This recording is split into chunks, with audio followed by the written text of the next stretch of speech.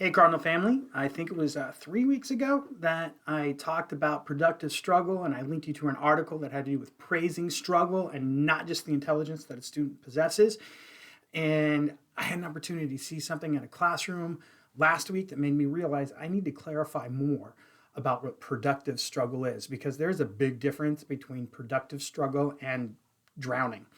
So, um, here's what I mean by that. In order for it to be productive struggle, when I first started to process this in my brain, say, all right, what makes it productive struggle? I thought first, well, success needs to be a viable outcome, and that's actually not true. Success and proficiency does not need to be a viable outcome. In productive struggle, they may never get to success or proficiency. What they do need to have is progress and process. And here's what I mean by those two things. Progress, did they move forward from where they started before you initiated this struggle?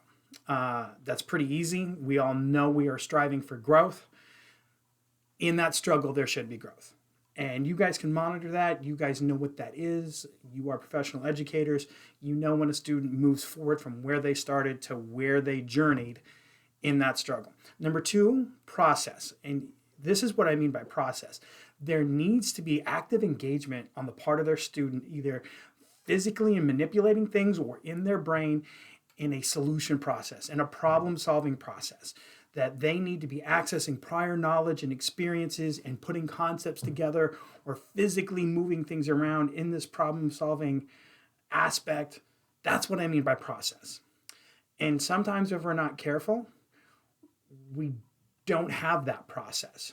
And here's an example I will give you, and this is not what I saw in the classroom. This is a completely fabricated example.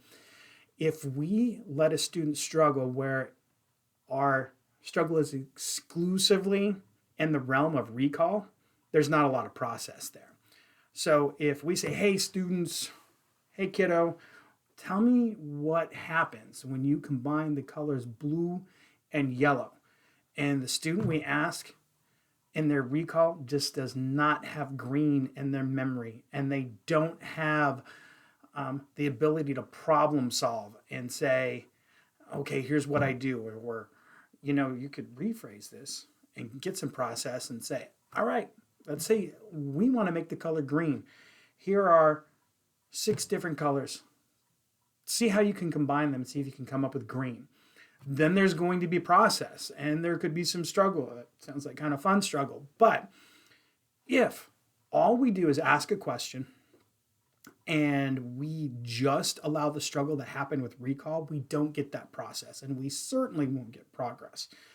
Now, I saw this happen in a classroom and it was funny. The administrator I was with walked out and said, Sam, my hands are sweating after watching that. And the struggle was beautiful. And it started off as the teacher was just letting this kid struggle, but it was exclusively recall. The kid just could not remember the answer. But then the teacher threw a life preserver out there. She saw that it wasn't productive struggle, it was drowning. And so she started to give the students some tools. She started to validate some of the answers they had and say, hey, I liked an answer, and that would answer this question, but that's not what we're looking for right here. By the way, hey, we have this, we have access to this tool that helps you answer this. We've talked about this before. Let's say I give you these 3 letters.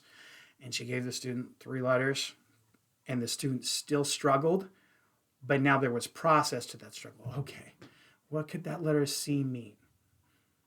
And then they got there. So it started off as an exclusively just a recall question where there was no process and there was no progress.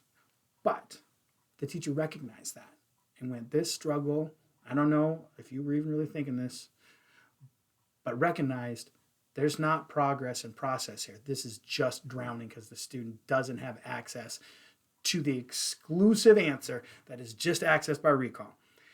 And said, what else can I give this student so that they can productively struggle?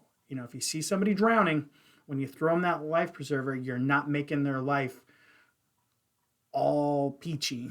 You are just making their struggle a little less and making it so they can survive.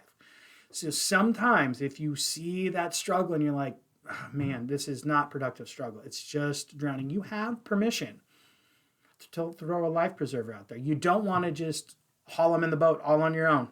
You don't want to just save them. You want to give them enough tools that they can continue to struggle but not drown. All right. I hope that clarifies what productive struggle is a little bit. I feel like I ranted and rambled a little bit. So if you're struggling with this and you want to say, hey, Sam, tell me more about this, shoot me an email and we'll figure it out. But really, I'm just so wicked happy that I got to see some productive struggle in our classrooms. Keep it up. By the way, short week next week. We're going to make it. Keep up all the great work on keeping everyone safe. I really appreciate that. All right, hang in there, Cardinals. We'll talk later.